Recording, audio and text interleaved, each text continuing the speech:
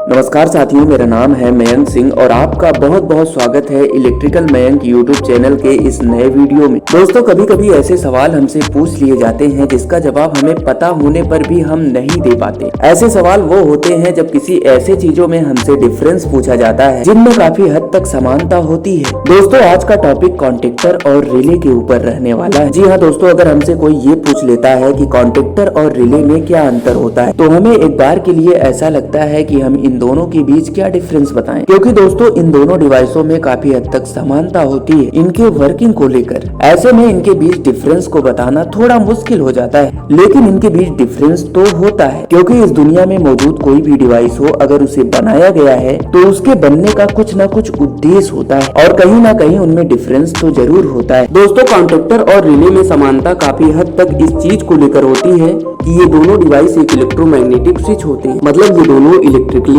Operated switch होते हैं। अब इलेक्ट्रिकली ऑपरेटेड स्विच का मतलब ये हो गया कि इन्हें मैनुअल ऑन ऑफ नहीं करना होता। दोस्तों, जैसे घरों में जो स्विच लगा होता है उसे ऑन ऑफ हम अपने हाथों से करते हैं, उनमें ऐसा कोई फीचर नहीं होता कि वो इलेक्ट्रिकली ऑपरेट हो, जबकि कॉन्टेक्टर और रिले एक इलेक्ट्रिकली ऑपरेटेड स्विच होता है। ये दोनों डिवाइस स्विचिंग को परफॉर्म करते हैं इलेक्ट्रिकल सिग्नल को प्राप्त करने पर। कॉन्टेक्टर और रिले को मैनुअली ऑन ऑफ नहीं किया जाता, इसे ऑन ऑफ कराया जाता है इलेक्ट्रिकल सप्लाई देकर। दोस्तों, इनके बीच के डिफरेंस को तो हम अच्छे तरीके से बताएंगे ही, बस आपको इस पूरे वीडियो को देखना है। दोस्तों, रिले कई प्रकार के होते हैं, जैसे electromagnetic relay, solid state relay, mechanically operated relay, digital relay, ऐसे कई प्रकार के रिले होते हैं। और कॉन्टेक्टर भी कई प्रकार के आते हैं, जैसे कि मैंने बताया भी था, AC1, AC2, AC3, AC4 type के कॉन्टेक्टर आते हैं। अगर आपने कॉन्टेक्टर वाले उस वीडियो को नहीं देखा है तो प्लीज उस वीडियो को जरूर देखिए, मैंने उस वीडियो का लिंक इस वीडियो के डिस्क्रिप्शन में दे रखा है। दोस्तों, रिले के बारे में अगर आप इंटरनेट पर सर्च करते हैं तो आपको तरह तरह के डिफिनेशन मिल जाएंगे, जैसे कि रिले एक सेंसिंग डिवाइस है जो सर्किट में एबनॉर्मेलिटी को सेंस कर सर्किट को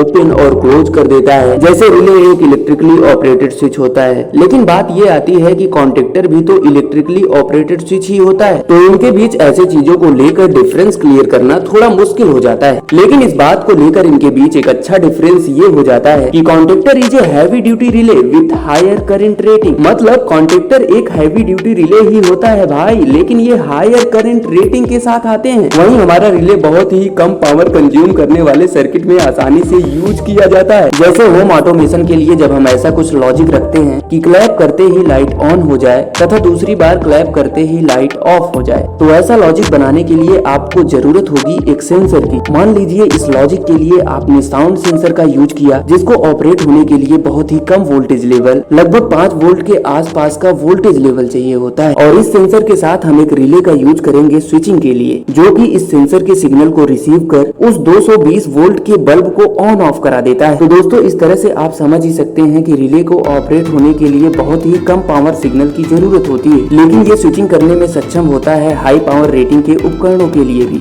लेकिन दोस्तों, ये गुण कॉन्टेक्टर में नहीं होते। अब अगर विशेषताएं देखें तो कॉइल कॉन्टेक्टर में भी होता है और रिले में भी, लेकिन कॉन्टेक्टर की कॉइल खराब होने पर उसे खोलकर रिप्लेस कर दिया जाता है, जबकि रिले में ऐसा नहीं हो पाता। और सबसे खास डिफरेंस तो ये है मेरे भाई, कॉन्टेक्टर का यूज कंट्रोलिंग के साथ साथ एक ऐसे स्विच के रूप में भी किया जाता है जो 3 फेज पावर सर्किट की सप्लाई को मेक और ब्रेक करता है। मतलब तीनों फेजों की सप्लाई को एक साथ ऑन और ऑफ कराता है कॉन्टेक्टर। जैसे star delta starter, DOL starter, इन सारे स्टार्टर में आप देखे होंगे, लेकिन रिले के द्वारा ऐसा नहीं कराया जा सकता। दोस्तों, रिले को भी इस प्रकार ही डिजाइन किया गया है जो कि इलेक्ट्रिकली ऑपरेट हो, लेकिन इसका यूज सिर्फ सर्किट की कंट्रोलिंग के लिए होता है और इसके लिए इसे बहुत लो पावर सिग्नल चाहिए होता है। दोस्तों, रिले का ऑपरेटिंग करंट 10 एम्पियर से कम होता है, जबकि वहीं कॉन्टेक्टर का operating current up to 10 ampere या एबव टू 10 एम्पियर भी होता है। दोस्तों, रिले का operating voltage 250 volt AC voltage level तक होता है, जबकि वहीं कॉन्टेक्टर का operating voltage level up to 1000 volt AC voltage level तक होता है।